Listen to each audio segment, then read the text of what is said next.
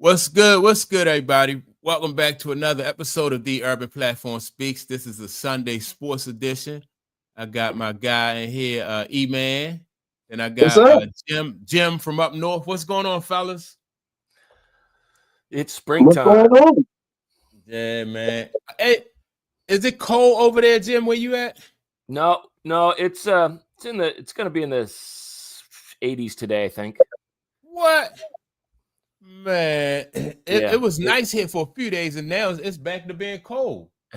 we had a little bit of a dip, but the last couple of days it's warmed up, and today is supposed to be 85. Man, that's crazy. Yeah, I'm jealous of that, Jack. Yes, sir. I was out of pocket all week because I was up by Spokane, Washington, and it was like 50 in the 50s and 60s. Yeah. That's what the weather was like here. Yeah, man. I'll be glad when it just get warm and stay warm here, for real. Yeah. But all right, fellas. Now I know, like, lately we've been talking about that West and how tight that West was, but I think in this first round for the East, man, I think if they projecting that New York will have to go up against Detroit. And Detroit, man, they look like a whole different team from what they was last year. I think last year they won like 14 games. This year they got like 47, I think, victories so far, man. So what are y'all thoughts on the New York Detroit matchup? Go ahead, E-Man. I've got thoughts, but go ahead, E-Man. Yeah, I would say it's the youth against the established. And that's what's going on right now. You know, Detroit is trying to get their own identity, trying to get their identity bad boys back. They figure that we can do that. They're young, they like to run, and they hungry. You know what I'm saying? That's the way the NBA is going right now. Them young boys is coming up. They're coming up. The old heads gotta watch them. And I would not bet money on that series because I think that, you know, Detroit has a fighter's chance of winning that series. Oh yeah. Especially if you look at the way the Knicks has been playing. So I mean, right now going down. You know, I wouldn't bet on that series. Yeah.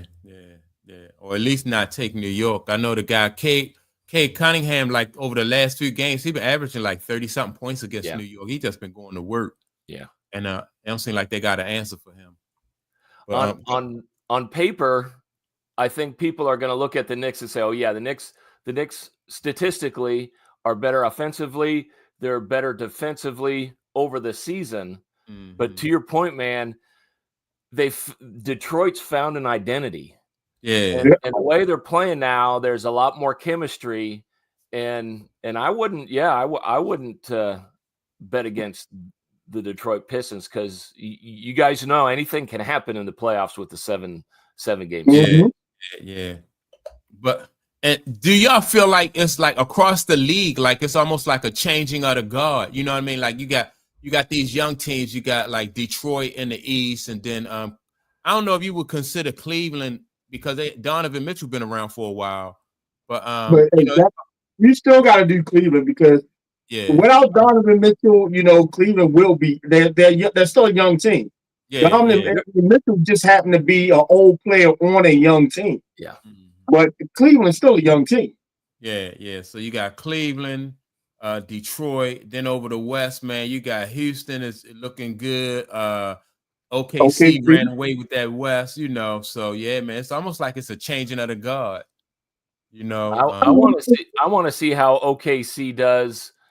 In those kids, how they do under the pressure of the playoffs. Yeah, right. And they might just feel like, hey, we're gonna run them up and down, and we're gonna do what we've done all year, and you know it could be a blowout, or you know what happens if they run into a buzzsaw and get. Have a tough one, right? Yeah. I want to see how they respond. Yeah. But see, you know what I want to know? I want to know how the fans are going to respond if it's someone like OKC and Cleveland in the finals, and you don't have their big name superstars in that final. You know what I'm saying? Every year the NBA has been fortunate enough to have their big name stars playing their biggest games. Okay.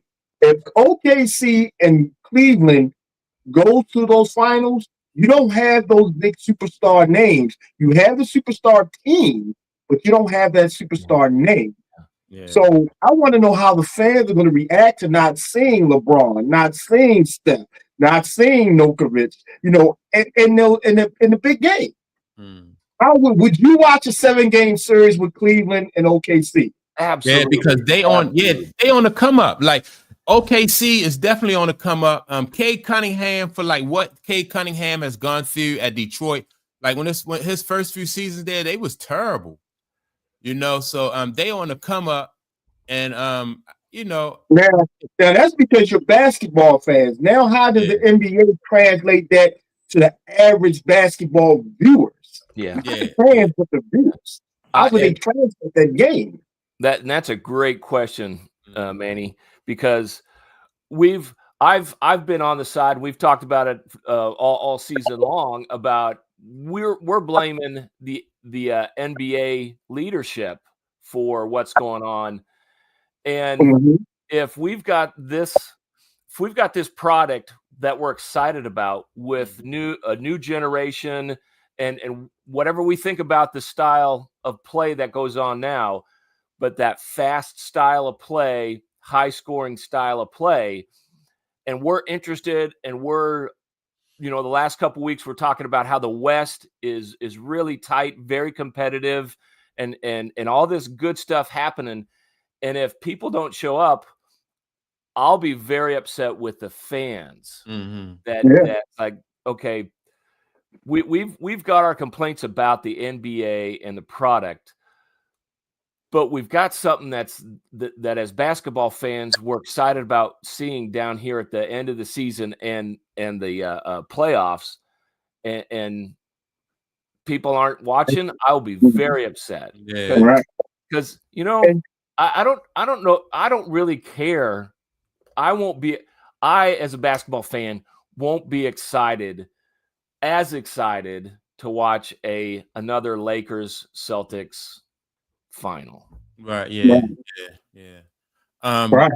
I think though, like I like this new crop of youngsters that's coming in. You know, like I said with Houston, Detroit, OKC, because all of these teams play pretty good. They play defense, so you got two-way players. So you're starting to get a better brand of basketball. You're not getting like some guys who just shine on offense, but then their defensive game is lacking. Like Ime Udoka in Houston, he stresses defense. You know, OKC, one of the top defensive teams in the league. You know, so I like these new crop of youngsters that's coming in, as far as like, you know, the brand of basketball that we're gonna get from these guys. So it looks promising. In my opinion, I think the NBA needs to do this. If you do have the matchup of OKC and Cleveland, I think they need to go to the superstars like LeBron and Steph and be like, look, I need you to show your support for the NBA. I need you to come to the games. I need you to talk about OKC representing the West and how good they were playing against you and what you think about it. If they can get their individual superstars to support the games, and like just you ain't gotta go to all the games. I ain't saying go to all the games, but game one, you know, maybe LeBron does show up. Maybe, you know, Steph Curry does show up, and it shows the support that the old guard is giving to the new guard. That may generate a lot more viewership as far as the casual fans that come in, because now they can see, oh, LeBron is supporting these teams. It may be something to this that LeBron and Steph are now supporting the team that beat them to go to the finals. But if you get no support from your superstars with that type of finals games, and none of the superstars are interested, none of the superstars are talking about it, none of the superstars are hyped about the finals game, the average fan is not going to be hyped about it either.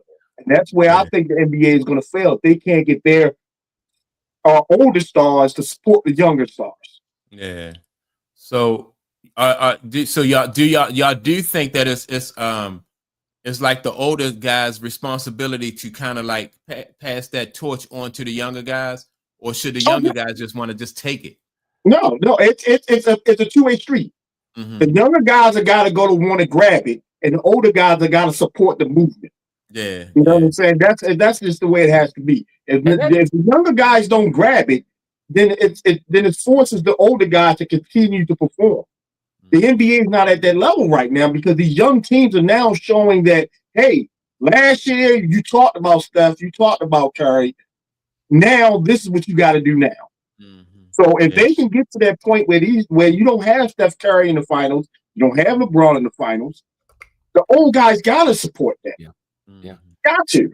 And that's the way it's always kind of been when the NBA succeeded, right? Yeah. You did have Kareem handing off to the younger guys, and then Larry handing off to the younger guys, and then and then Shaq handing off to the younger guys. I mean, that's just kind of the way it succeeded in the past. Even Kobe handing it off. Yeah. Go with what works, man. Yeah. And that's why I think that, like I said, I like these young teams. And I didn't even say anything. I forgot all about Minnesota and Anthony Edwards. It's just a lot of good young ball players out there. And I like the brand that they playing. And I think some of these older teams, though, are going to give them a run for it, especially in the West. I think these older teams are dangerous over there in the West, man. They're a threat to teams like OKC is really going to have to, if they make it out of that West, they're going to have to earn it. They really going to have to earn it. Not so much in the East, because you got Boston at the top. Boston is a relatively young team, It's just really, to me in the East, it's just really Boston and Cleveland. Because now Milwaukee without, Dame, it's, Milwaukee, it gives somebody a run for their money. Do I see them beating any of the top two? Not necessarily. And everybody else, and it's just like Indiana, great team during the regular season, just like they did last year in the playoffs. What Indiana team is going to show up? We talking New York, and everybody was so hyped on when they got Carl Anthony Towns at the beginning of the year. Now we talk about Detroit may beat them to move on. Wow, you know what I'm saying? Crazy. Yeah. So it's more or less, the East is kind of predictable right now, whereas the West is just it's a shooting gallery right now in the West. Because it all depends on who gets hot and at what time. They're all bunched up right there. You've got the top. And OKC, like we've said, they're just running away with it. But everybody else is all bunched up, man, and it's going to be a wild.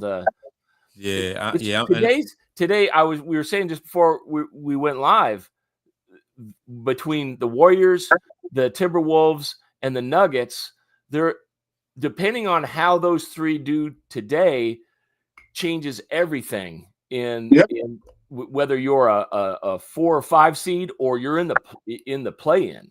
I mean, it's nuts. Right. And hopefully the NBA is capitalizing on that, because I will go to NBC and TNT. I'm playing all their games today. You know what I'm saying? I'm playing all their games today. Every team that needs to win today to get a position and get a better position or a worse position, I'm playing all their games today. I'm making it happen. Yeah. You know what I'm saying? Because I'm taking games from the East and giving them to the game time from the East and giving it to the West, just because that's where the camaraderie is right now. That's what the viewers need to focus in on. You know what I'm saying? Because if I'm watching basketball today, I'm watching everything that goes on in the West. Yeah. Because you said it's just so close. Yeah. So with the NBA, you definitely want to broadcast them Western games, man. Do what you need to do to get it on the East Coast. And I think the NBA is figuring it out a little bit, because yesterday they reversed that suspension of Ant so he could play today. Oh, okay. Yeah, because he got his 18th technical on a really super ticky-tack foul that he just threw up his hands, and he got a technical for arguing because he threw up his hands. Yeah. But that was his 18th, right? And league rules say, okay, well, that's an automatic 1-game suspension. Yeah. Well, it's the last game of the year. All this drama is going on. And they're like, okay, I think we kind of need to let Ant get in there because we want the viewership. Yeah, right. Which makes sense. I mean, if the Lakers are in the same position and somebody say, well, Luka's not playing and LeBron's not playing, it changes the value of the game. Right, you know? right. Yeah. You don't want those. Yeah, you don't want those guys to miss out for something frivolous like that, you know. But right. That leads me to all right. So Draymond Green recently got a technical foul too, like a couple games back, and he's pretty close. Shocker. Huh? So that's shocking. Like Draymond would get a technical. Yeah. So, and the question came up like, with Draymond Green going into the playoffs, and he close to getting like an automatic suspension like that with the amount of text that he had. Like, do y'all think that Draymond Green will be able to control his emotions and not hurt Golden State in the playoffs? What do y'all think about that? Like, is he going to be a liability?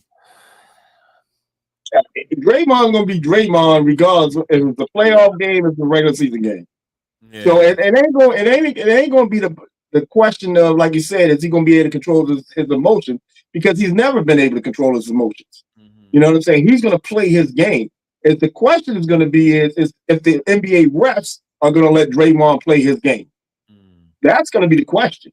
Yeah. Because Draymond's always going to play his game. Yes. Now, if he catches a foul in game 1 and it catches a tech in game 1 and puts him out for game 2 or game 3, okay.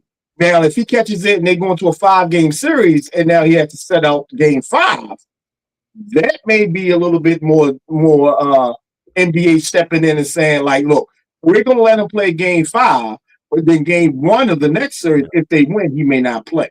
Right. So it may be they may have to finesse everything that goes on with Draymond, depending on how bad the situation is going to be for him. Yeah, but I'm thinking about like Draymond have to take into consideration. Number one, this might be Golden State's last run at a championship. Then then they have an opportunity. They may have an opportunity to go for their 5th ring. So maybe Draymond Green will be able, he'll look at it from that standpoint, like, I don't want to mess this opportunity up. Hopefully he's seeing it like that.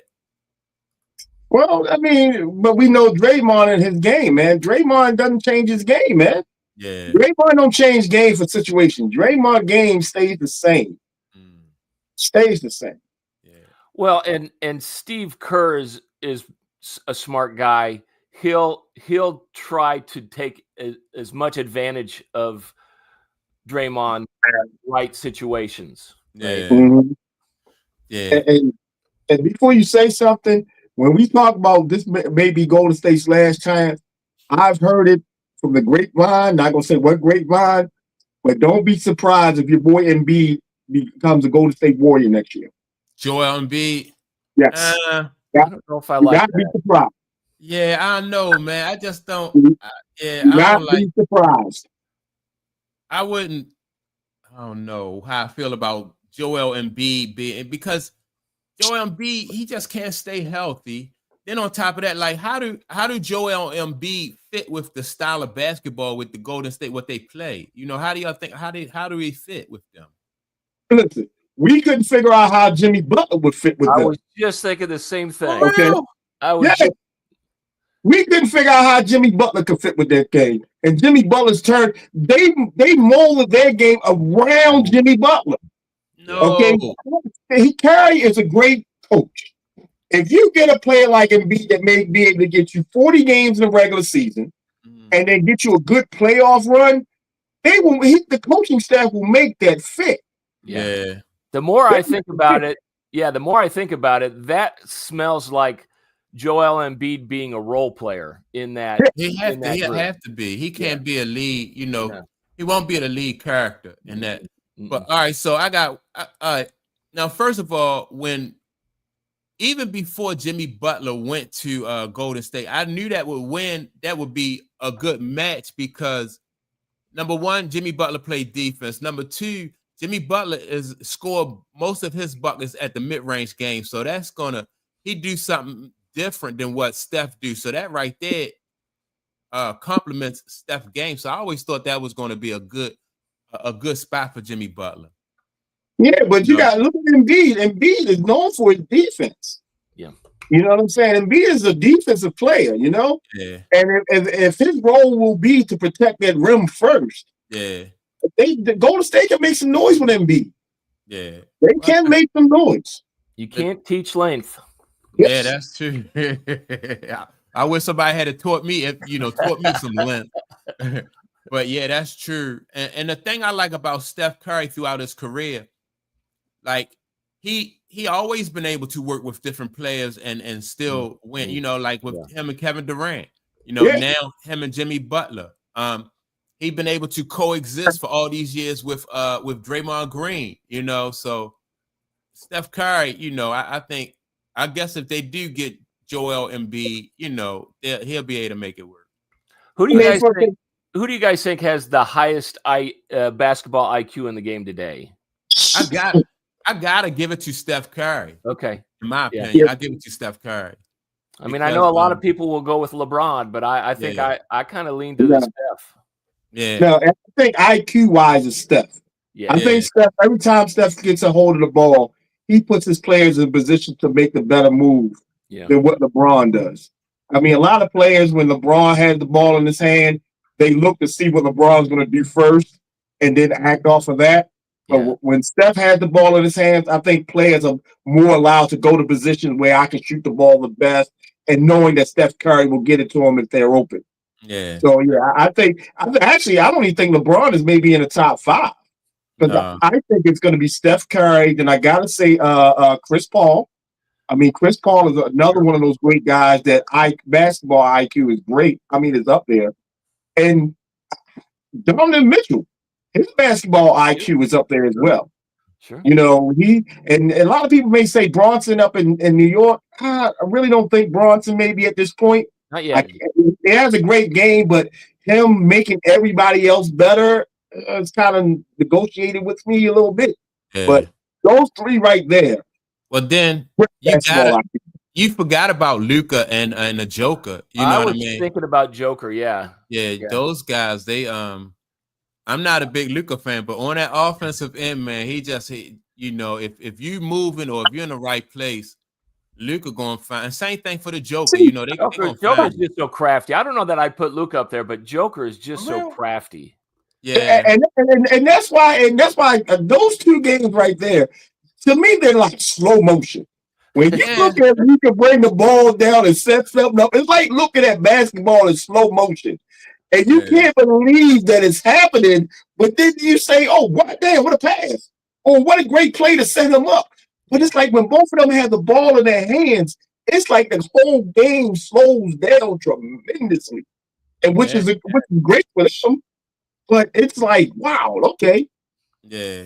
And that's because they so big and so strong that they can get to anywhere on the court. And they make you make a decision. Like either you double them, which is going to leave somebody open, and then they're going to find them, or either you don't double, and then they're going to chew them up one-on-one. So it's just hard to play them like that when they to me, it's like a slower version of Magic Johnson.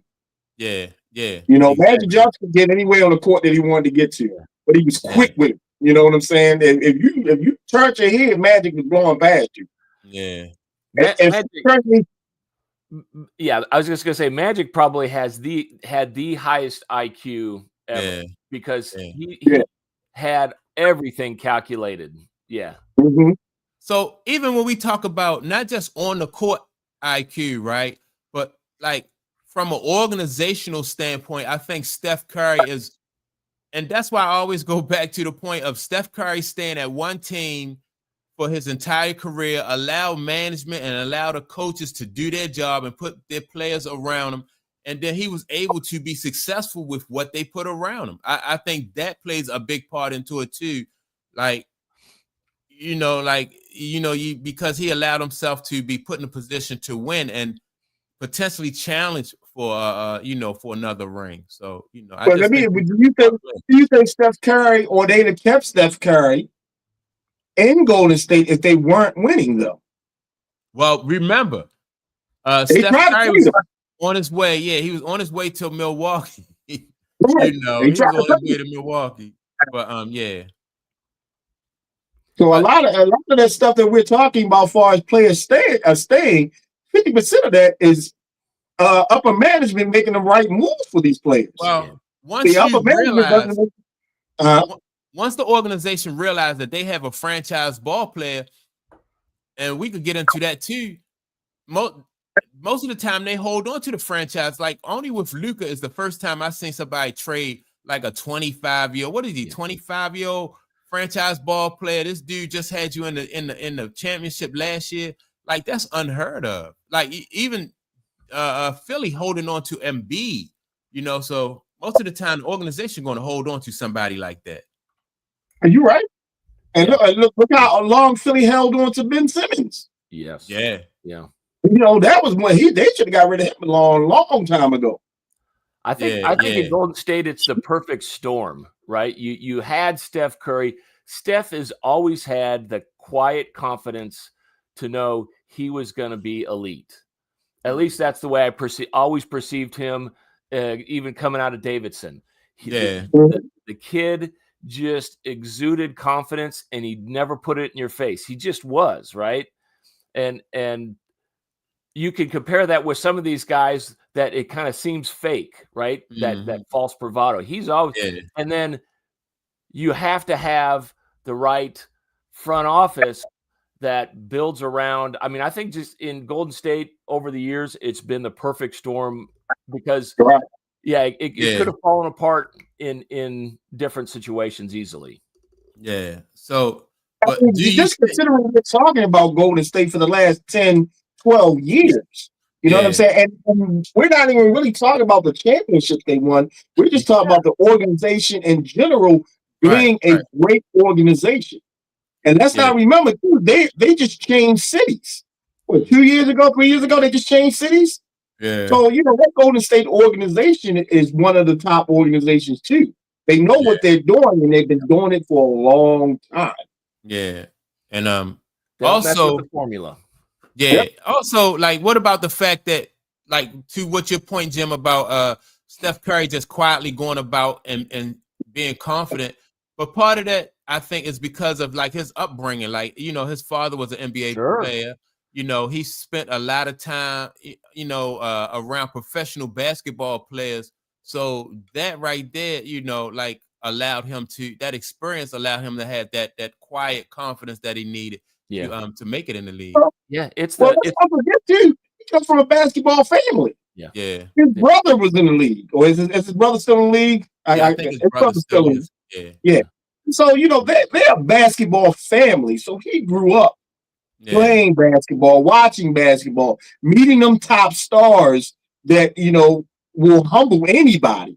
You know what I'm saying? Even me at my age now, if I run up to Michael Jordan, I'm like, damn, that's Michael Jordan. You know what I'm saying? I'm being awed because I'm beating Michael Jordan. So, he's been around that. So he understands what that happens. Where a lot of the NBA players come from, mid, poor backgrounds, middle age backgrounds or whatever, and they don't get to interact because they're not basketball families. You know what I'm saying? So when they make it to the top, I'm the superstar now. You know what I'm saying? So now I gotta be the superstar. Steph Curry has seen superstars over him, under him, the same superstar that he just interacted with all of them. Yeah. Have you ever seen the videos of Steph Curry used to play basketball one-on-ones with Muggsy Bogues? As a kid, he playing basketball with Muggsy Bogues and Larry Johnson and all those guys, man. He run around on the court. It's just crazy, man, to grow up in that type of environment, around these guys that most people, like you said, most people would be in awe, to see somebody like that. But I want to Ray Floyd says, right, I want to address this because I never even thought about this. Ray Floyd says that Giannis need to go to Golden State with Steph. And what y'all think about that? Like if Giannis was to go over there. Grapevine. Giannis Knicks next year. You think he had the Knicks next year? Knicks next year. Yep. Yeah. Well, that'll make that. Giannis would be a good fit, but I see Giannis going to the Knicks next year. That would definitely make the Knicks a team to watch next year. Mm-hmm. Yeah. Yep. I think they're going to pair him with Carl and Anthony Towns and let them go crazy. Him and They Brunson. They would. Yep. Brunson, Carl Anthony Towns, and And Giannis. That's an old school big three. Yep. That is an old school big three. But I don't know. I kind of like Giannis at Golden State better. I mean, yeah, Giannis at Golden State will work great for him. But you got to remember, Giannis doesn't like to play center. You know what I'm saying? I would make him play center. Where are you gonna make him play? Wherever you want to play, that's Giannis. Wherever you want to play. See, that's not Golden State's way, though. See, they'll make that work. That's not Golden State way. They're not gonna bring him in and tell him to play wherever you want to play. Man. If they bring Giannis in, they bringing him in for a purpose. Yeah. Just like you said, when they brought Jimmy Butler and they brought him in because he plays that mid-range, low-post game. He comes in for a purpose. Yeah. You know what I'm saying? So you bring Giannis in, you got to Golden State gonna bring him in for a purpose. New York may do that. Wherever he want to play, you play. You want to play small forward, you play small. You want to play power, you play power. You want to play center, we'll move Townsend over to power and we put you in center. Because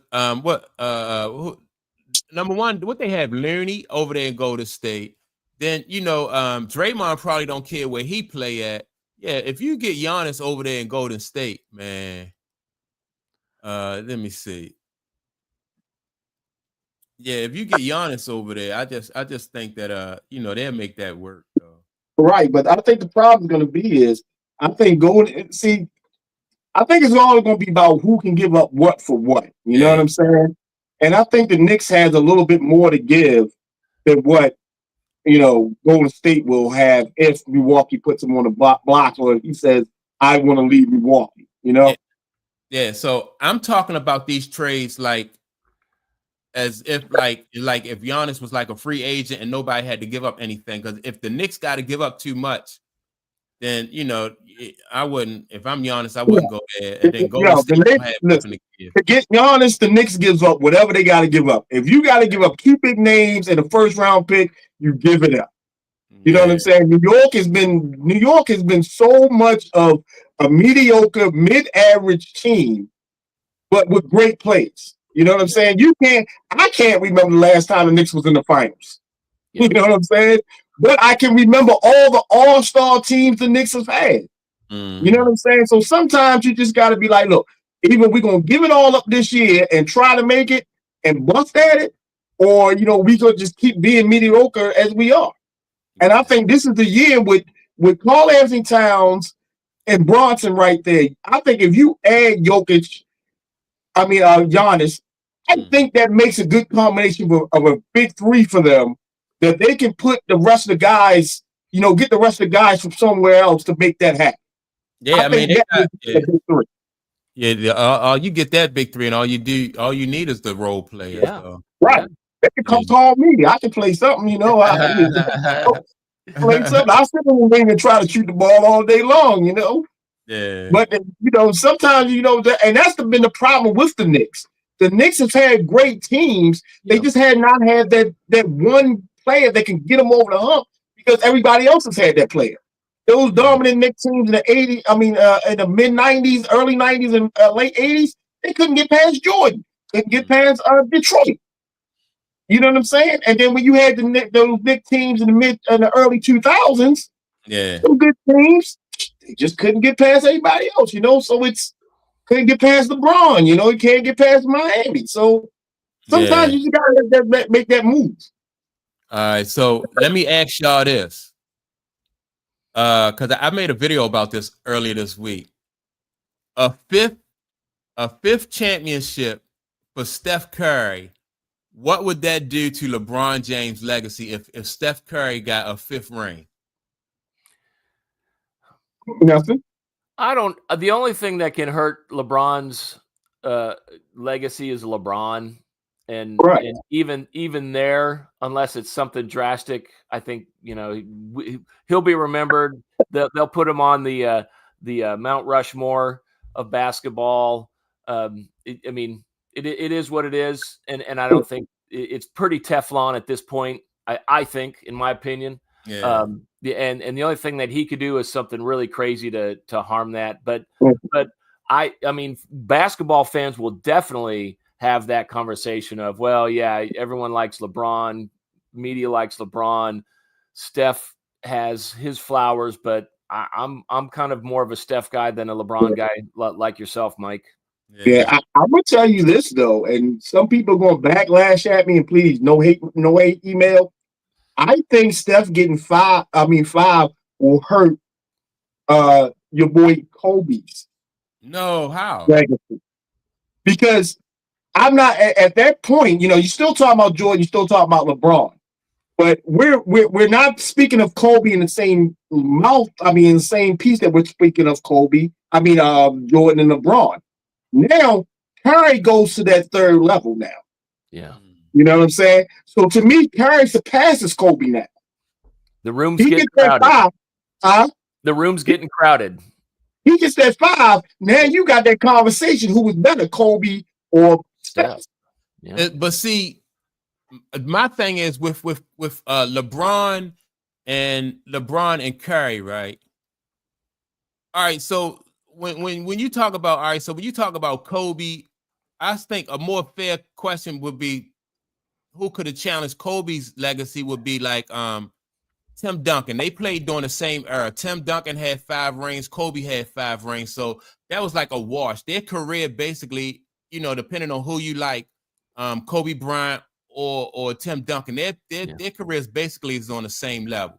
So now you have in this era, you have Steph Curry and you have LeBron, who's supposedly to be the GOAT. And then so when you have LeBron, who supposedly be the GOAT of this, at least this era, and you got a guy who got more rings than you, how can you be the GOAT when Steph Curry has, he could potentially have more rings than him? You can't count that, because if that's the case, George's not the GOAT. I mean, Michael Ory is. Robert Ory is. Now you know from your Robert Ory. From your logic. 5 championships with what, 4 different teams?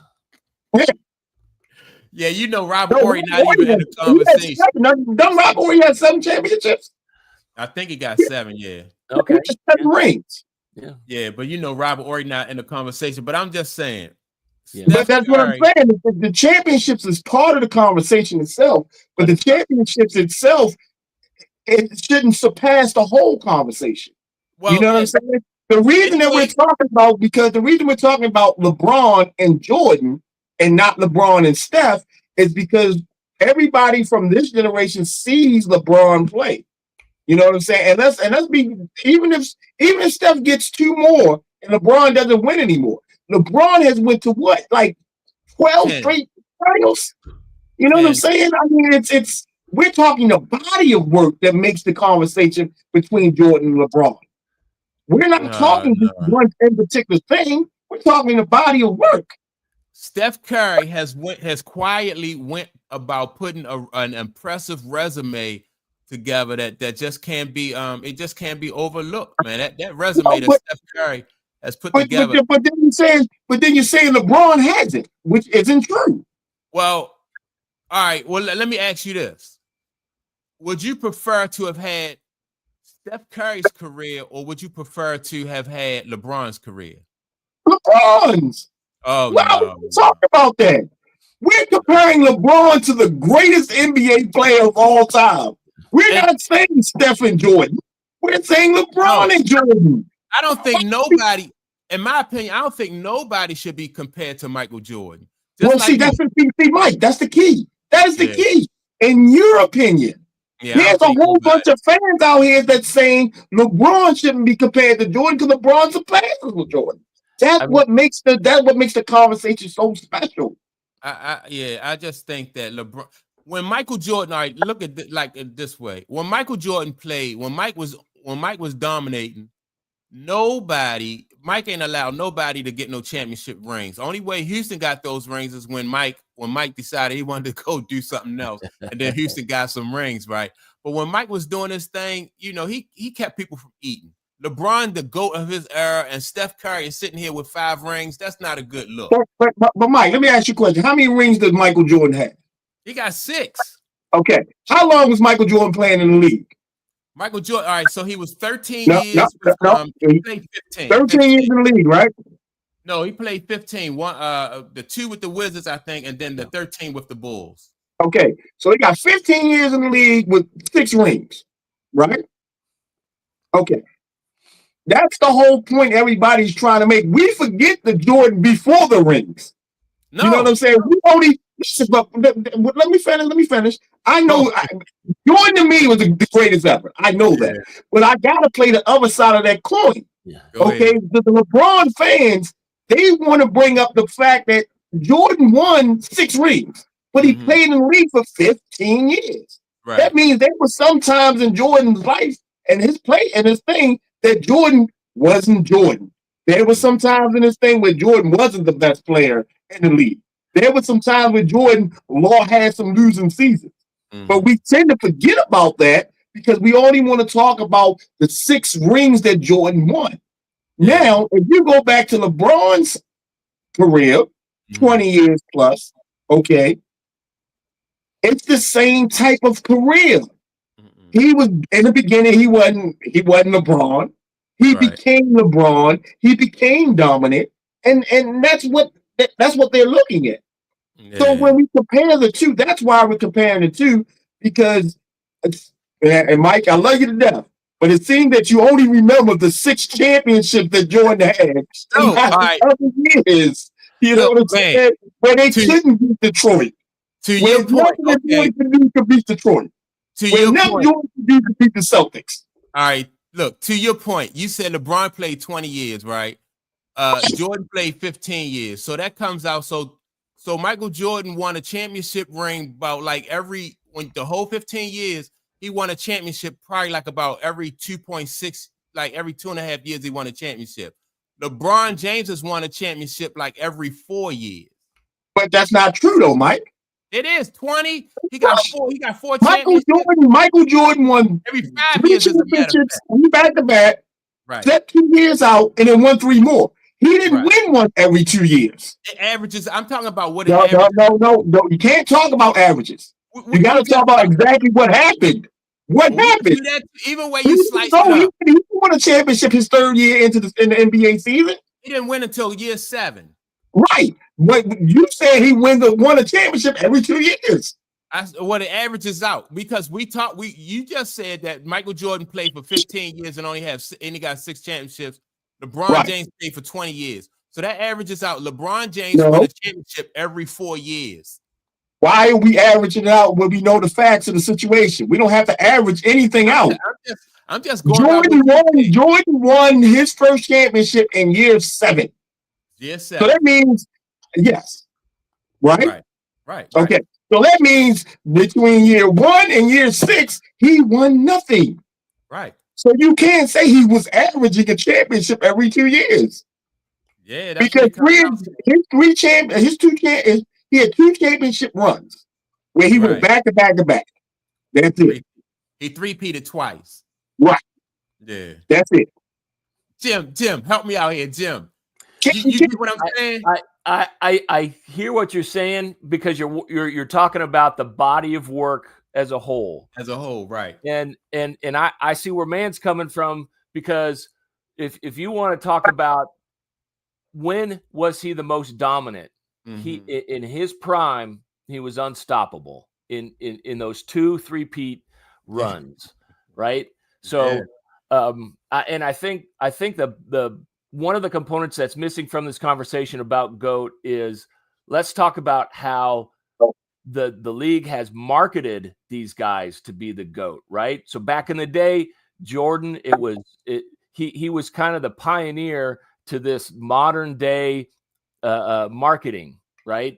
And he had it all. He had the skill, he had the popularity, great looking guy. And so now let's jump ahead to where we are with Steph and LeBron. Steph, as basketball fans, we love his game. We see in his prime, all the success, his body of work is right up there. But where did the league market? They marketed LeBron, right? Mm-hmm. Good looking, handsome, built, very charismatic, right? And so that marketing fits in to this conversation of GOAT, whether we like it or not. Oh, because yeah. the casual fan, when they think who's the greatest, the kids today are going to say, well, I mean, look at LeBron. Well, he's got let it me all. ask y'all this then. Let me ask y'all this, because somebody else brought this up too. If Steph Curry was with Nike, do y'all think he would be in that GOAT conversation? Because if you think about it, that plays a big part of it. That Nike thing plays a big part of it. You got LeBron, Nike. Who else? Mike is Nike. Kobe switched over to Nike. Who outside of that GOAT conversation is? See what we're doing now. We're trying to force Steph Curry into the GOAT conversation, and we can't do that, though. Steph Curry is a great player. You want me to tell you who else was a great player? Reggie Miller was a great player. Okay, Reggie Miller was a great player.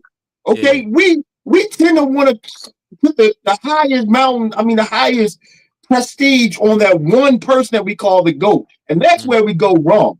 They're going to be GOATs in every generation. You know what I'm saying? When Wilt Chamberlain was considered the best NBA player out there, but who was winning all the championships? Bill Russell. Yeah, right. You know what I'm saying? It's the same way. When we talk about how good Magic was, the problem is Larry Bird was winning the championships. It's all about how we perceive it to be. Steph Curry, by far, is one of the best players right now. And if you would have to build a Mount Rushmore of active players right now for the GOAT, Steph Curry will be one of the four. Yeah. But when you're talking about the GOAT and the term that we put on the GOAT, I don't care what Steph does. Steph can win the next four more. As a Mount Rushmore, are we really putting Steph Curry on that? No, I never said. I never thought Steph was. To me, I just think, I don't think you can't mention it with LeBron and Jordan. You can't do it. Just like everybody loves Kobe, but nobody mentions Kobe against Jordan. You know what I'm saying? Why don't they do that? Yeah, I just think Mike should be out of the discussion when it comes to. Mike should be in a discussion when it comes to, like if that's it. Everybody else, whoever you put at number 2, which I don't think LeBron is at number 2. I think Kobe is number 2. But Mike is just number 1, and then whoever. If you ask my parents' generation, they're going to tell you Russell. Yeah, and I couldn't be mad at that either. But they're going to tell you Russell all day long. Yeah, they're going to tell you Russell. Mad at that either. Russell, Kareem, know. Yeah, my stepdad always talked about the big O. Yeah, see that exactly. It's just that GOAT term we throw it around a lot, but in our generation, there's only one GOAT, and that's going to be Michael Jordan. And this generation, LeBron may be their one GOAT. And the generation that watched basketball in the early 80s, in 70s, early 80s, it might have been Bill Russell. You know what I'm saying? Yeah. It's just that term we throw it around so much that it needs to be transformed just a little bit. A GOAT of the era. Yeah. Because if we don't, we're going to still keep comparing LeBron and we're going to still keep comparing Jordan. Well, and we're leaving out a whole bunch of other players that could be considered in that situation. I'm even getting to the point where I don't even want to compare different eras, because like when we discussed last week and we were saying about the Joker, comparing him to like Shaquille O'Neal, when in each one of the eras, both of those guys they just do different things, so it's hard to compare those two. It'll be hard for Shaq to play in this era because, you got to position this era, everybody is just. Everybody's shooters. Right, yeah, everybody is either they would take 2 or 3. Shaq would be no good on defense. No good. Because he wasn't mobile. Yeah. Yeah. But he'd be no good on defense. And I think like the Joker would have a hard time playing back when Shaq played. I just think it just was too it's hard to compare the different eras. Because the power forward position was so physical.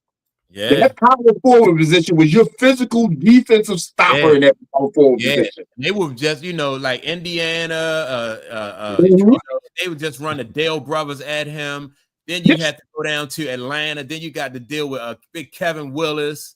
Man, it's just, then you got Karl Malone over in Utah. He's going to lean on you. That's just a lot. And let's not forget about Oakley. Oh man, you got Oakley and Mason. Bad intentions. Let's not forget about them brothers now. Yeah, so I don't even want to compare those two. I think because remember, Definite Shrimp had a shot. Remember, he was a shooter center, but they beat him up so much. When he got to the playoffs, he was so bad. And once he got to the playoffs for them, because they beat him so much. Yeah, it was so much more physical. Yeah, so everybody, I just refuse to compare people from different eras and stuff because they don't really do the same things no more. So, hey, Mike, can you just admit, though, right here for everybody, that LeBron is a good player, though? Yeah, come on, Mike. Man, you talking about LeBron James, man. You talking about a dude that's 6'9". He's like a point guard in Karl Malone's body, 6'9", 240-something pounds, and he moved like he's 6'1". You know what I mean? So, yeah, he a bad man. But I just don't think, I just think that, physically, I just think he made some bad choices as far as like moving from team to team. Besides that, though, let's talk about his skills besides that, though. Besides his movement, though, let's just admit that LeBron is probably this generation, not either one or two of this generation's best player. All right. This generation, I call him one. But this generation, I put him number 2 behind Steph.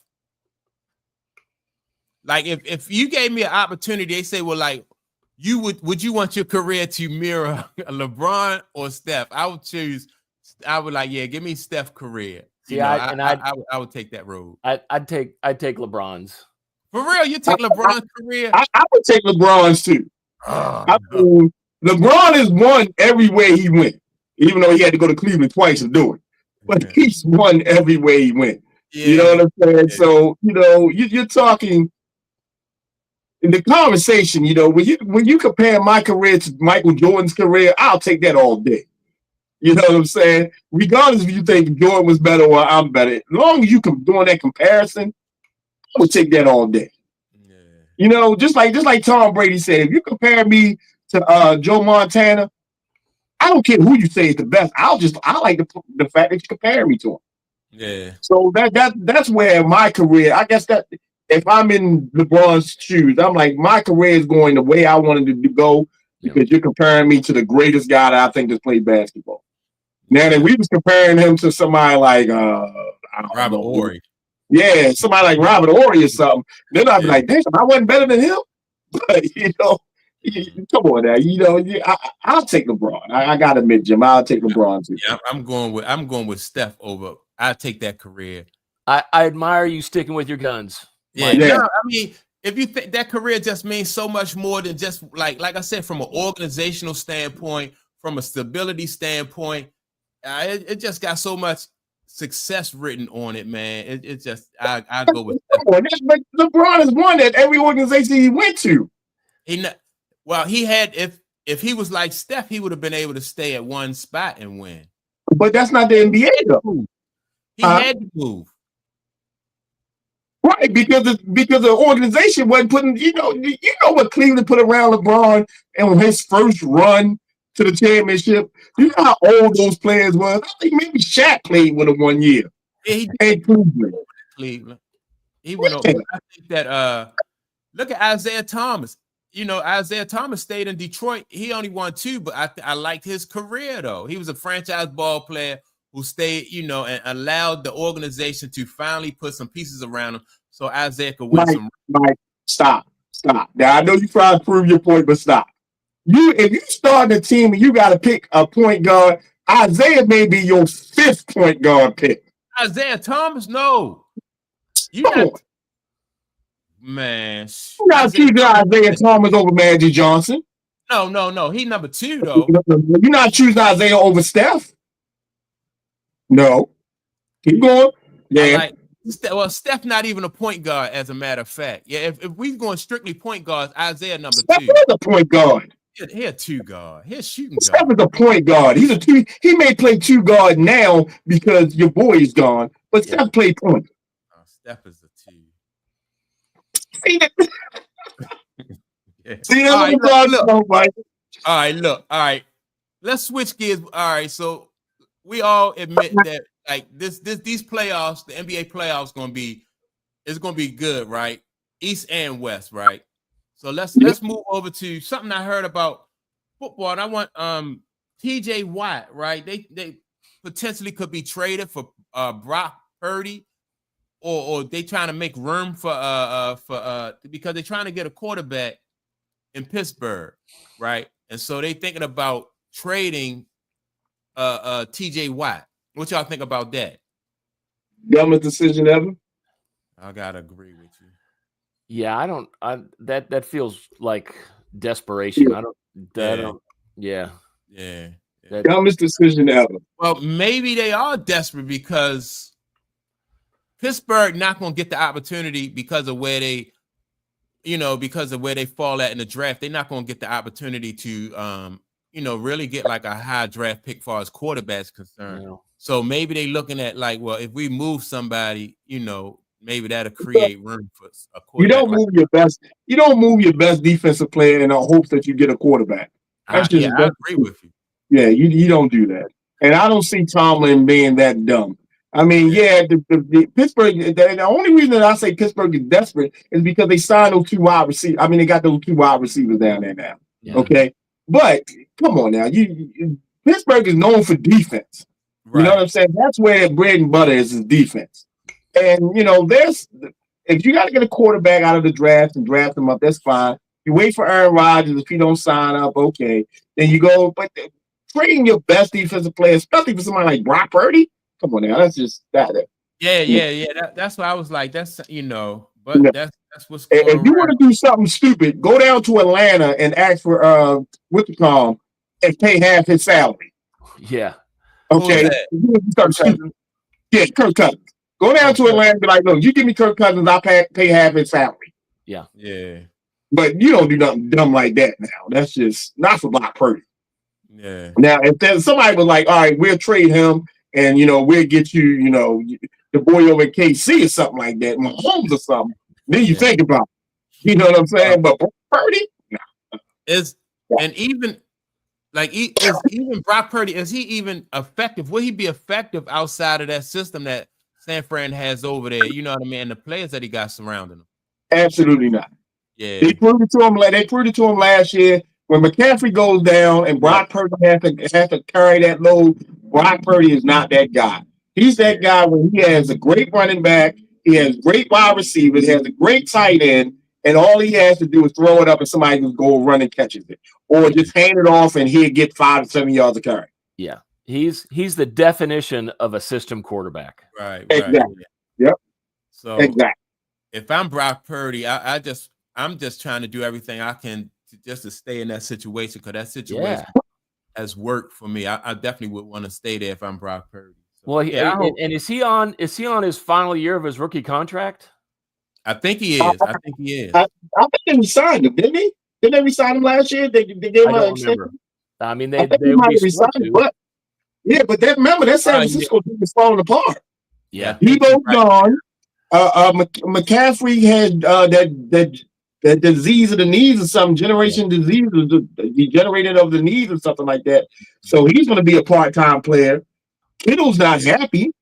You know what I'm saying? So, that San Francisco team is falling apart. Yeah. Literally. What about now, Shedeur Sanders, right? His stock is driving. So what do you think about if Pittsburgh draft him in the first round with this, y'all think that'd be a good look for Shedeur Sanders if he end up in Pittsburgh? You don't think so? Nope. Because the way Pittsburgh is built, Pittsburgh is going to want him to start. Or that fan's going to be 2 games in talking about bringing him in. And Shedeur is not an NFL ready quarterback right now. Think he's ready? Absolutely not. Yeah. Absolutely not. Because first of all, it's the exception, not the rule, that guys walk in as first-year quarterbacks. Jaden Daniels was lightning in a bottle. You cannot, in my opinion, you really can't do it. I mean, we talk about the greatness of Patrick Mahomes. He had to sit out a year to learn. Yeah. And that's why I'm excited about how J.J. McCarthy got hurt last year, so they didn't have to put him in. Let him sit and work it out. I'm old school camp. Let the rookie sit a year, learn behind a good veteran, and do it that way. I'm gonna tell you what goes on with rookie quarterbacks, and a lot of people don't understand this. When a rookie quarterback starts and has a lot of success, it's because there's not a lot of tape on them at a pro level. You know what I'm saying? But if you look at these rookie quarterbacks that their second year, they had a lot of success in the first year, and their second year that comes around, and you look at them like, oh, okay, they're not as good as they were in that second year. It's because now these defensive coordinators have tape on them. They know how they move in the pressure level. And prime example is your boy down in Texas. Prime example, his rookie year was off the meters. Yeah. They had so much potential for this guy, it was ridiculous. And now that he's getting to his second and third year now, you're seeing his flaws. You're seeing where he could develop more and develop better now. Mm-hmm. And that's just because once these defensive coordinators get that tape on these players, it changes the game for these players. Hey, man, you might be onto something. If I'm the GM of football team or coach of football team, I might draft a new quarterback every year. It's just yeah. It's just sometimes it's like Jaden Daniels, his incredible rookie year. But now let's see what that sophomore year is going to be about. Now that people got tape with him now. Yeah. Now they know he's not scared to run. Now they know he's not scared to pass. So defensive schemes are going to change on him now. Because let's remember now, defensive players in the pros are just as fast as quarterbacks are. Yep. You know what I'm saying? You got linemen that can run the 40 in 4.5, 4.6, 4.7. You know what I'm saying? So which is not a bad jump when you come to speed. Yeah. So it's going to be that rookie, that sophomore year is the way to tell these rookie quarterbacks that had all this success. So I would say Shedeur Sanders, he could be a great quarterback. The problem with Shedeur Sanders, in my eyes, is Shedeur Sanders never beat a top defense. You know what I'm saying? All the teams, if you look at all the teams that Colorado has beaten in the last 2 years, okay, they have not been top tier teams. Yeah. Yeah. If he'd have went in and let's say he played Alabama or LSU or just somebody in the SEC and had a decent game, may not have won, but threw for 300 yards, no sacks and stuff like that, then I could say, well, maybe his talent could be there in the NFL level. But remember, he has not played against that competition. Well, let me ask you this. Do you think, all right, so when you say that he hasn't played against that type of competition, what about, do you think he is he a better quarterback than, remember Vince Young when he played at college and how he led his team, and not even Vince Young, not just Vince Young, but who else? Cam Newton. So is he in that class of quarterback with those guys? Not even close. Yeah. Cam Newton was a freak of nature in college. Okay, so was Vince Young. They were freak of nature. Yeah. So I would not give that to neither one. No, he's not in that level. Yeah. And you got to, to me, you got to win or you got to play the big games. You don't even necessarily got to win, but you got to play the top-notch teams to get into the top-notch positions. And that's why I think the dude from Miami, he didn't win anything, but the reason everybody is seeing what he can do because he's played against the top teams. And he saw what he did in the top teams, win or lose. Yeah. What you think, Jim? You think? I think as a his athletic skill puts him in the conversation of he's a first round quarterback, right? But I think he's got to Emmanuel's point, he's got to prove that he can learn the NFL game at the speed the NFL game is played, because it's chess that's played at light speed. It's so mental, and the decisions you have to make are so quick. You either sink or swim, and he's got the physical talents to play the game. Yeah, but he's got to prove he can read those defenses and he can adjust and he can. Yeah.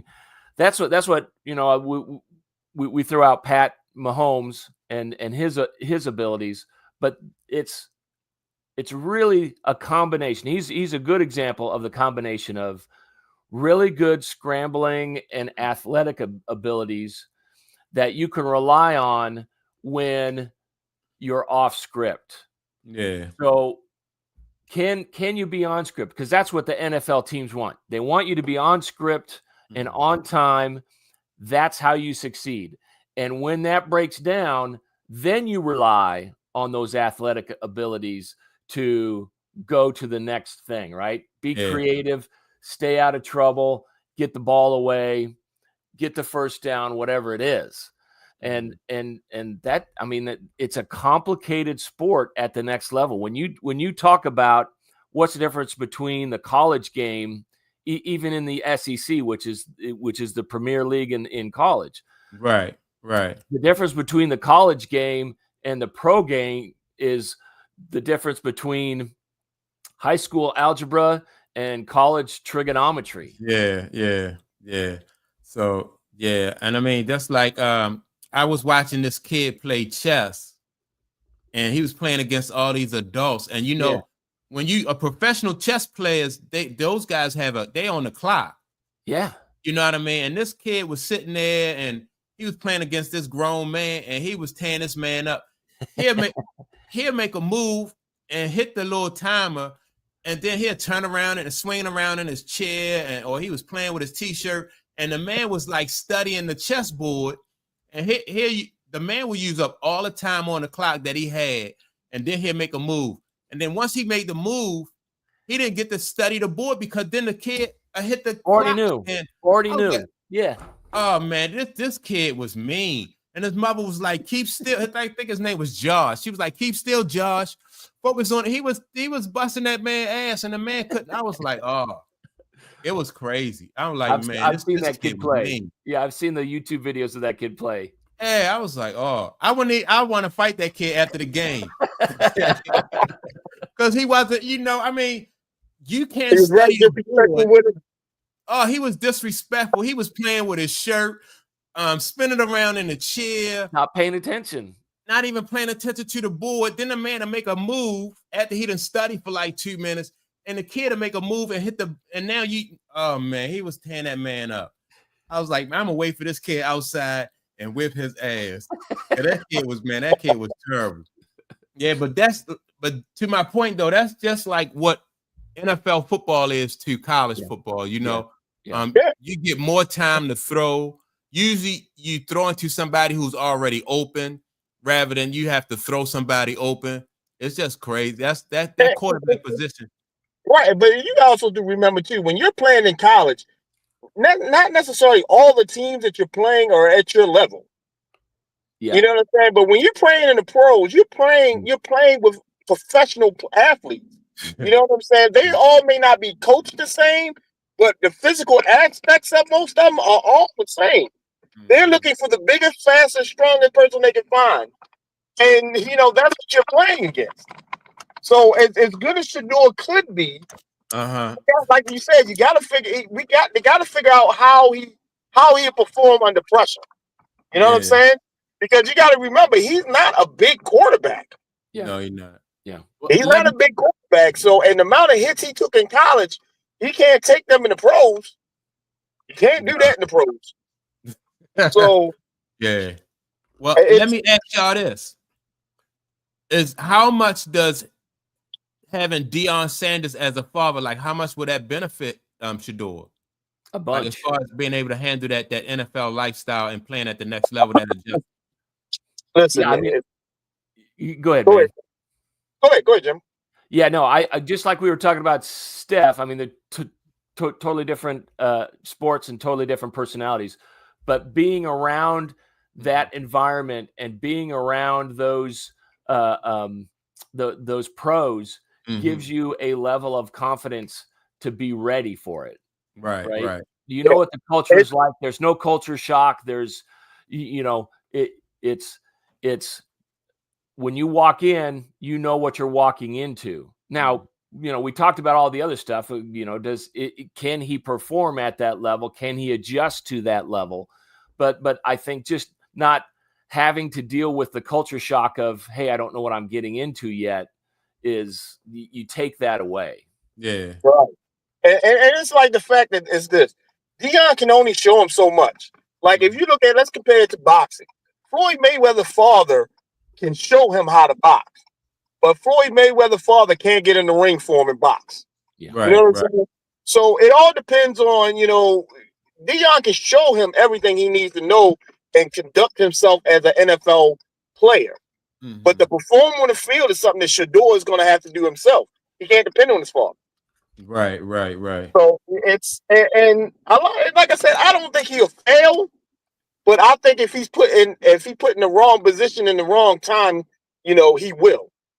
Mm-hmm. And I don't think Dion will let that happen. So whatever team he goes to, I think Dion will have a hand in saying, like, look, don't start my son. You know what I'm saying? Let him develop. Make sure it's the right time.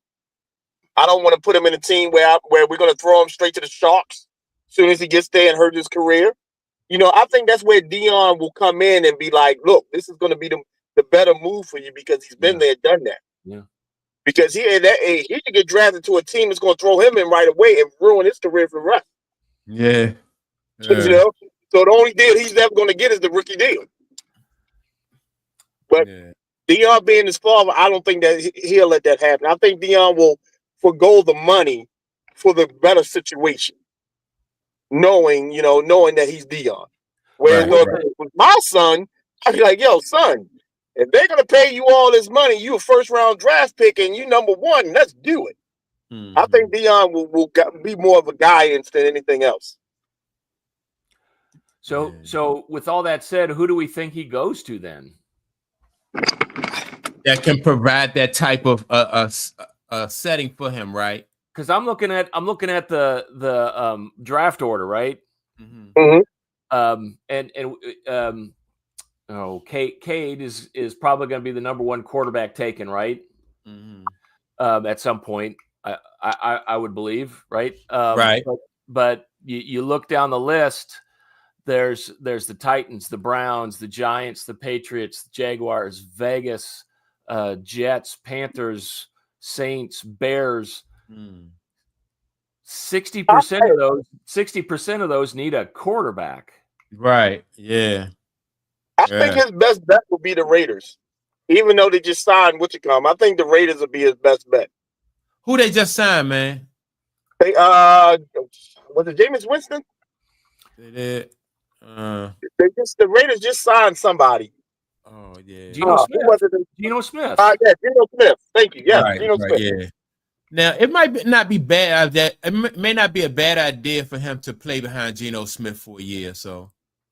Right, and whatever, and the good part about it is whatever offense that the Raiders decide to build around Geno Smith, I think that he could fit right in when Geno's gone. I could see that. Yeah. All right. So So I mean, it's and I heard some rumblings about Miami might want them. So Yeah. So when you have Tua, who his situation could be in doubt. He like only one hit away from being, out the league. So yeah, man, and they have a good team down there. So yeah, mate. But if he go to Miami, they don't want him to play right away, though. Right, that's like I say. That's the only thing I don't think about Miami that will prosper for him is because that would be a high pressure situation if he does get in. Because Jaden, you got three of the best wide receivers out there running around looking for you to throw them the ball. Yeah. So playing with Tyreek Hill and the way he can get out, that might kill your confidence a little bit. I don't know. That'd be like playing at Colorado again. You got some burners down there. You just throwing it up. Yeah, but if I was Dion, I would much prefer to see him go to the Raiders under Pete Carroll. Oh, I think Pete Carroll and Dion are going to have a good long relationship, right? Being around the league, seeing each other, talking to each other for years and years and years. And Pete Carroll's going to be a guy that can guide and have a future vision of how Shador could fit in the league. Yeah. And hold up, let's not forget now, Pete Carroll may only coach 3-4 years. That will give Dion enough time to establish himself as a NFL coach. Yeah. So it might be an easy transition for him. Yeah, I forgot all about the fact that Pete Carroll was at and Pete Carroll like 70-something years old, 71, 72 years old. Oh yeah. Wow. Las Vegas ain't that far from Colorado. Right, yeah. That moving truck wouldn't have to go very far. Yeah. And let's not forget the coaching staff Deion has put together right now. He ain't got nothing but former everything going on right now. Yeah. So that coaching staff may be being put together now to hit a higher NFL level in the next 2 to 3 years. Yeah. So because there's only a couple of reasons why NFL players will want to coach under Deion. To get the experience and exposure, and to either move to being a head coach somewhere else or going to the NFL. Right. Yeah. I just was wondering about Shedeur Sanders and where y'all thought he might fall at. But before we get out of here, I want to talk about one more thing about basketball, right? Luka Doncic went back to Dallas. His first game back in Dallas since they traded him. He gave him 45 points, and now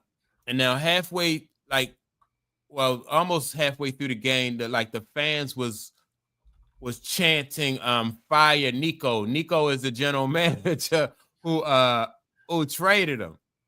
I said from the beginning that I thought that Nico was just a fall guy. I don't think that trade was his idea, because it just seemed like a suicide mission to trade a franchise ball player like that. Yeah. So what do y'all think about that? I mean, if I was a Dallas fan, I would have been furious. Right. Yeah. If I was a fan, which I'm not, but if I was a fan, I'd be like, fire everybody, fire the owners. Yeah. Listen, but just all I got to do is say the Las Vegas Mavericks. Yeah. That's all I got to say. Yeah. The fans are doing exactly what ownership wants them to do. Right. Okay. Exactly. Right. And I understand the Dallas fans, and I understand the situation, and they frustrated and everything, but you're doing exactly what ownership wants you to do. They want you to hate the team, hate the players, hate all the management, so they can move the team. Yeah. Just so they can move. So yeah, that's why I said, Nico is the fall guy. Now, but the thing about that is, all right, so if Nico gets fired from Dallas, right, it'd be hard for him to get another job because he was the one who traded the franchise ball player. Well, don't you think so? No, because the ones that make the decisions are the owners. The owners know why that move was made. You think the NBA doesn't want a franchise in Las Vegas? They know exactly why those moves was made. Trust on that one. Because the Lakers had to have something to do with it, because the Lakers traded Anthony Davis. Yeah. Which was one of the big names in the NBA. So, So you do think Nico will be able to get another job as a general manager? He'll be able to get another job as a general manager. If I was Nico, the way I'd approach the playoffs and the play-in game would be to show the team the movie Major League, because that's exactly the plot of Major League. Yeah. Right? Yep. And I'd make them believe in the fact that the only way we're gonna get to stay here and you get to keep your job is if we win the whole damn thing. Yep. That's the way it gotta be. You gotta win it all. But he got excuses because Kyrie's not coming back. So all right, we're not gonna get Kyrie back. But we still have a situation where as though it's a possibility. We got Anthony Davis. He's a little bit healthy now, so maybe not. But Anthony Davis, to me, he didn't in that game against the Lakers. Anthony Davis really was a non-fact. He didn't even look good to me in that game. Right. That's what I'm saying. It's not. Look, it's that whole debacle, or what you want to call it. He's going to be the fall guy up for the first 20 minutes, and then when the Raiders when the Dallas Mavericks go to Vegas, they're gonna forget all about that trade because it's gonna be a whole new franchise. Yeah. They're gonna forget about it. Because let's not forget, remember that with Seattle, remember they traded Sean Kemp just before they moved. They traded Sean Kemp just before he moved. So, you know, and you know, they happen to already have Kevin Durant, but you know, that Sean Kemp trade was the main reason they got Russell Westbrook. Yeah, yeah. So, you know, the franchise do that when they ready to leave. So it just, you know, it's to me, it's a good trade for the Lakers, good trade for basketball, bad trade for Dallas fans. That's all. Yep. Yeah. And Nico is not, and the NBA knows exactly, the owners know exactly why that was done. So they're not gonna punish him for that. Yeah. Well, fortunately, hopefully for him, that's you know, that's the situation there, because that was like he fell on the sword for real. I mean, he might have even got a bonus for under the table. Ownership could have said, "Hey, we need you to do this, and maybe even fall on your sword, but we'll make it worth your while." Exactly. Yep. That's exactly what I was thinking. Yep. Fall on the sword for now, and then you know, later back on, you can get resurrected. Yep. Yeah. I hope he made that. What was the I hope he had that kind of deal. Boston that got fired for the what the hell did he get fired for? Remember the coach in Boston got fired? And then Who you talking about? Ime Udoka? Yes. Him. Okay. And remember, he cropped up in another team a couple months later. I mean, a year later. Yeah, he at Houston now. Yeah. Yeah, so yeah, Ime Udoka is at Houston now. Yep. So yeah. So you know.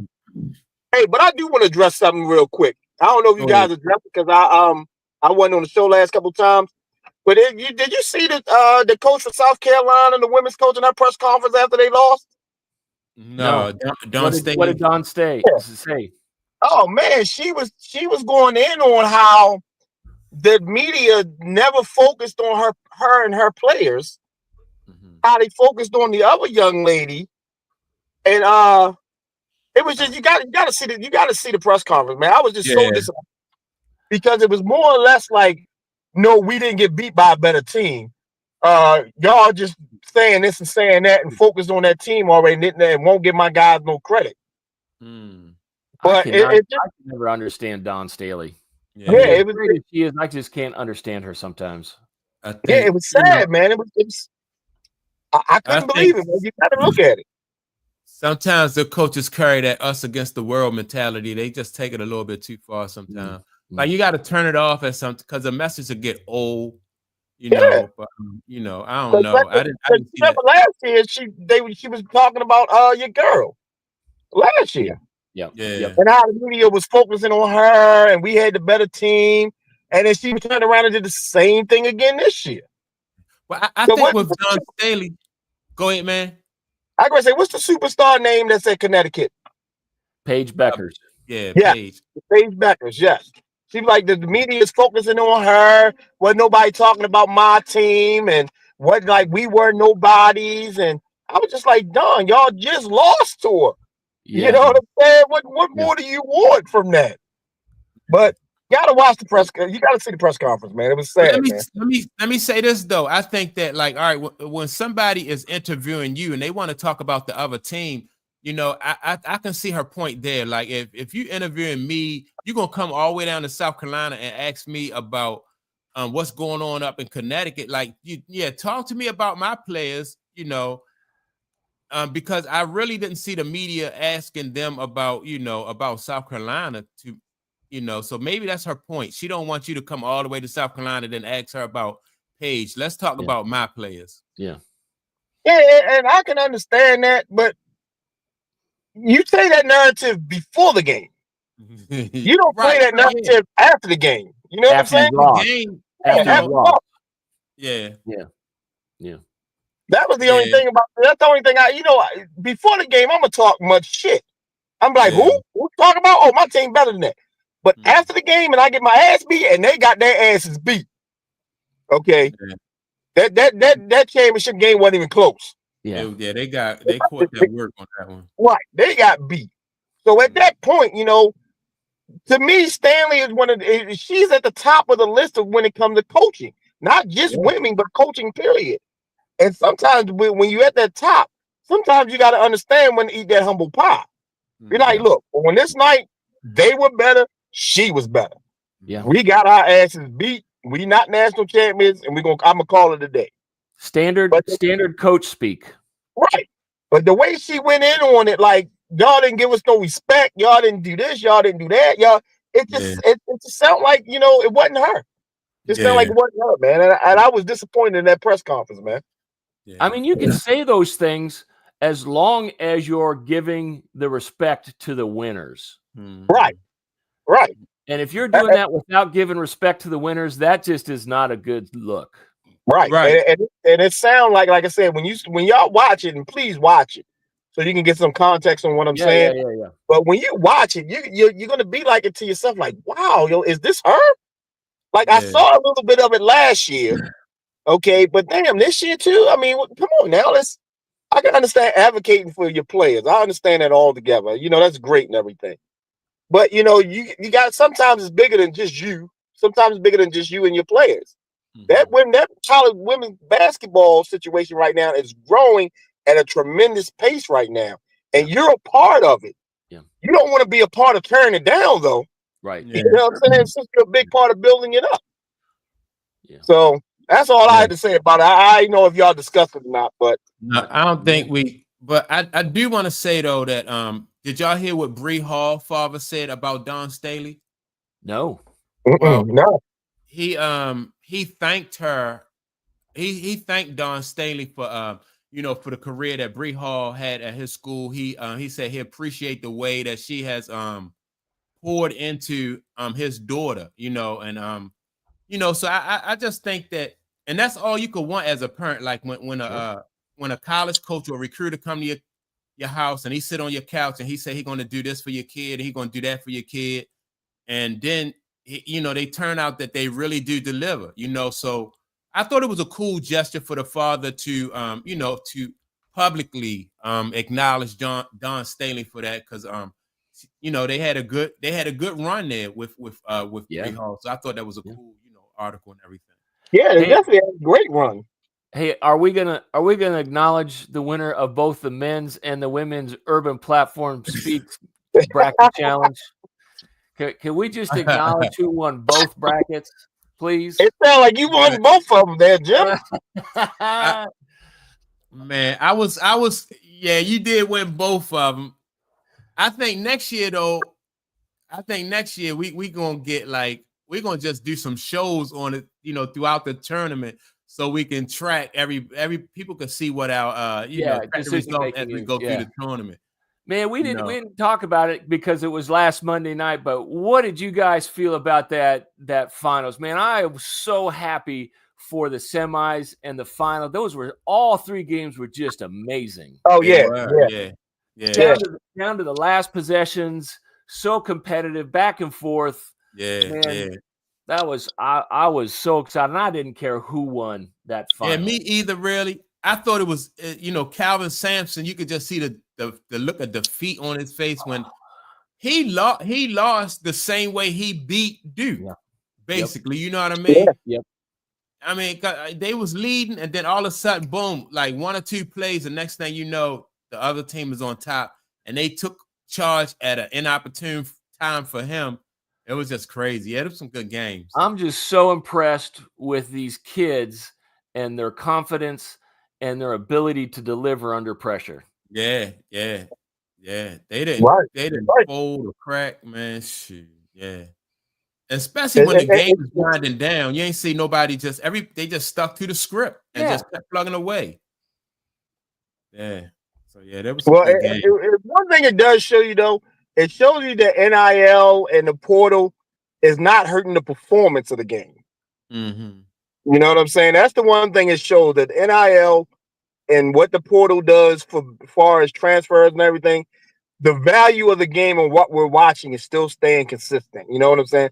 We're still getting the good games when we're supposed to get the good games. Yeah. You know what I'm saying? So that's good because even in football, their tournament thing in football, it was exciting to watch. You know what I'm saying? Mm-hmm. So that's a good part for for college sports right now. So I kudos to college sports right now and doing what they're doing.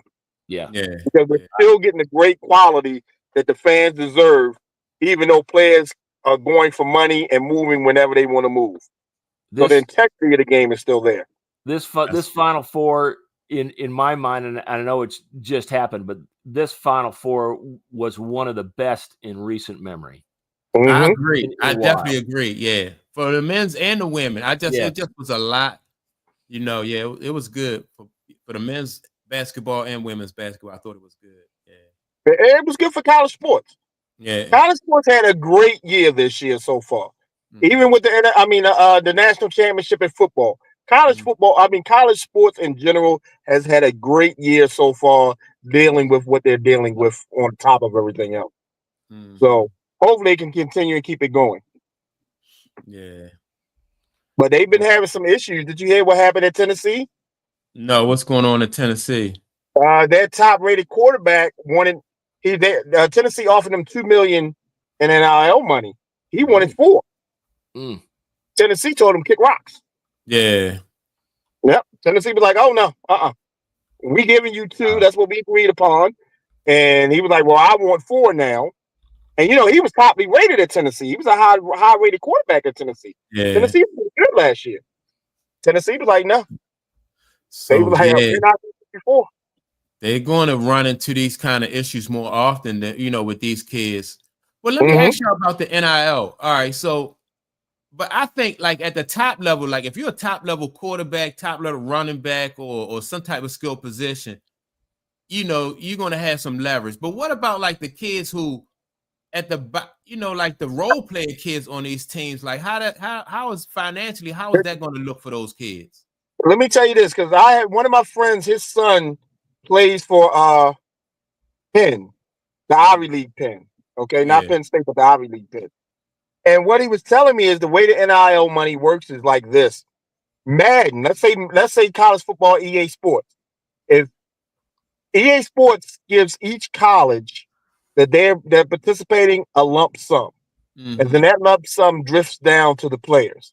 So his son made $450 in NIL money last year because his likeness was on college football video games. Okay, that's good. Now the guy because his son was playing backup, the guy that played full position transferred to a Division I school, and his NIL money went from $450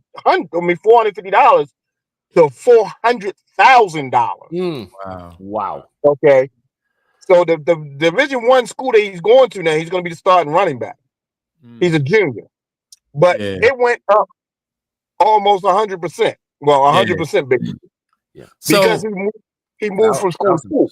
That's good. That's good. I'm glad like all of these kids get something, and then with the pay scale, that's kind of like incentive for the kid to work hard. You know what I mean? Like if you see one kid getting 450,000, and then a kid might look at that and say, well, I can, if I get better, I can get that type of money too. You know what I mean? And right, and that's what his son is striving for. His son is like, well, shit, I backed him up. If he got that, just imagine what I can get. Right. But what everybody don't understand with NIL money, the NIL means name, image, and likeness. Right. And it was put into place for stuff like video games and commercials and stuff like that. The colleges have been able to rearrange it so as though boosters can put money into the NIL, okay, and pay players that way as well. So it all depends on your alumni, your booster settings. I mean, it's a lot that goes into NIL. The good part about NIL, though, is a lot of the colleges don't put the money into the NIL. Okay, so if let's say team like Miami, okay, their initial NIL funding isn't coming from the Miami college. It's mainly coming from boosters, alumni, and all those other type of stuff that deals with the college. Okay, that gets the NIL money.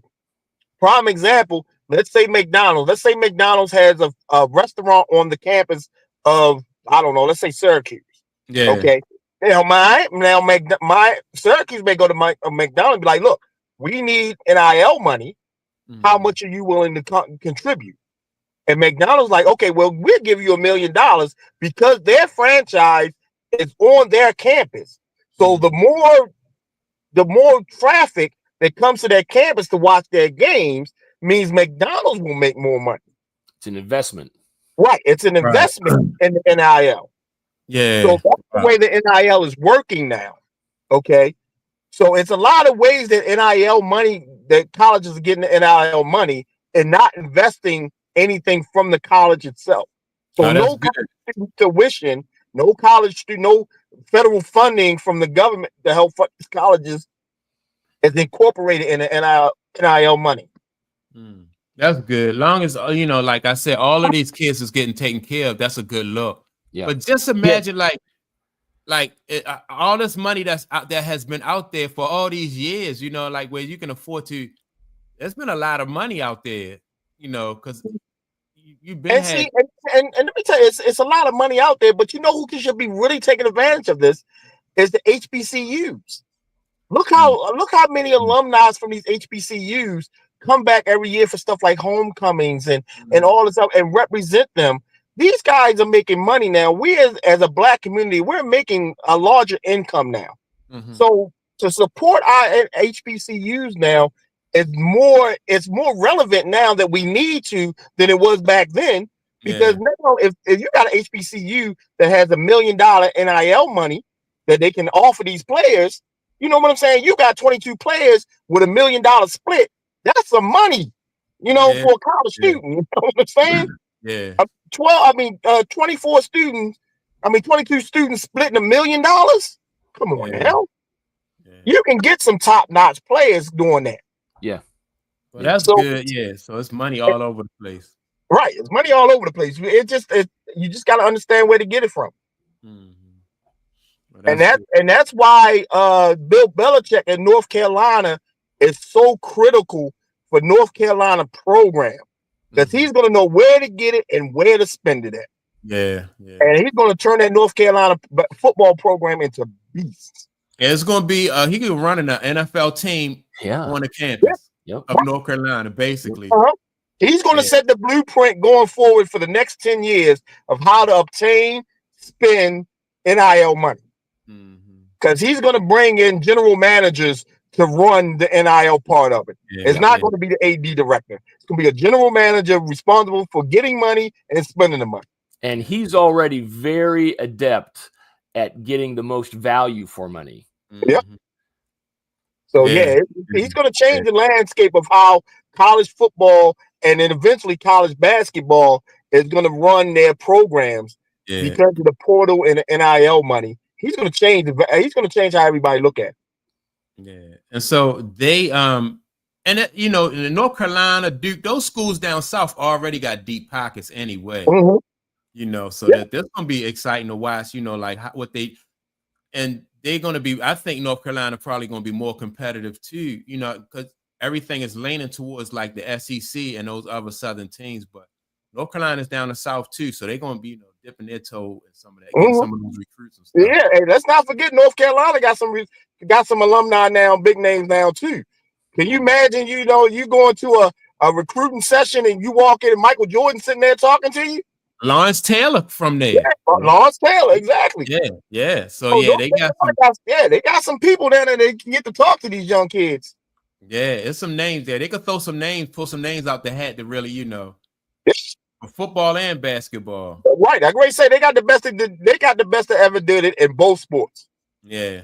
You can get James Worthy, Stackhouse, for the basketball side. You got Lawrence Taylor. You just got North Carolina is deep with talent. Yeah. So it's going to be a war. Yeah, that's what's up. That sounds good. All right, man. So I think we had another good show.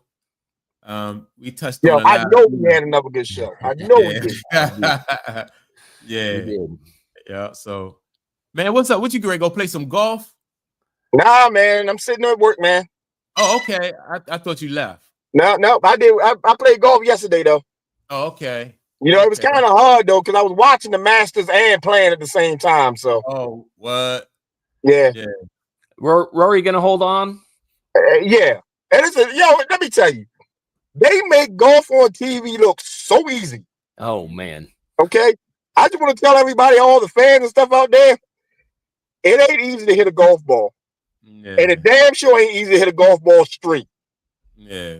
So what you see on TV will not translate in the real world, and not unless you practice a lot. So it do not translate at all. Yeah. But yeah, I played golf yesterday, man. It was relaxing and drinkful, and reason I play. So Yep. Being outside's good for the soul. Yep, no doubt. Yeah. And my football and basketball days are over. So.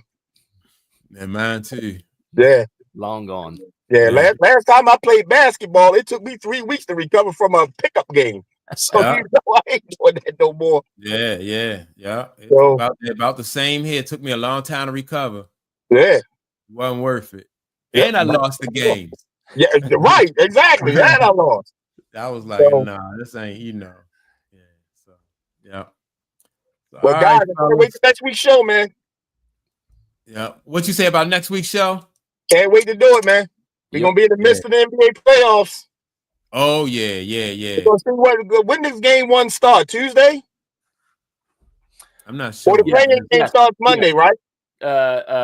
Tuesday or Wednesday, yeah. Okay. Yeah, they start to play in this week. So we'll be talking about game 1s. But I mean, those games today, though, we got to watch them in the West, because we got to figure out who's going to be where. Right. Yeah. That's crazy how it's coming down to like the last minute, the last game. Yeah. So let's make the call now. Who you got, Mike, in the NBA Finals? Make it now. I got Golden State. Coming out of the West. Golden State and Boston. Okay. I don't think. Yeah, Golden State and Boston. What about you, Jim? What you got? I got OKC Boston. Okay, good. I'm gonna hit y'all with some. I got the Lakers in Boston. What? I mean, got the Lakers in Boston. That's what the league wants. Yep. Well, I got LA and Boston. One more time. LA and Boston. That's what the league wants. I can see that absolutely happening. Yep. It'll be interesting. Hey, at least all of us picked Boston though. Oh yeah. I think Boston is the class. They in the East. They they at the top of the food chain in the East. I mean, you're the champs until you're not. Right.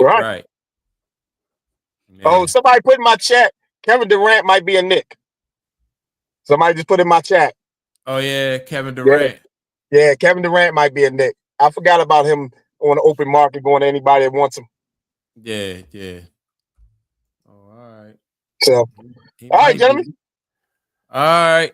I appreciate y'all, man, and Jim, and appreciate everybody who tuned in. Make sure to like and subscribe. Also tune in on Saturdays.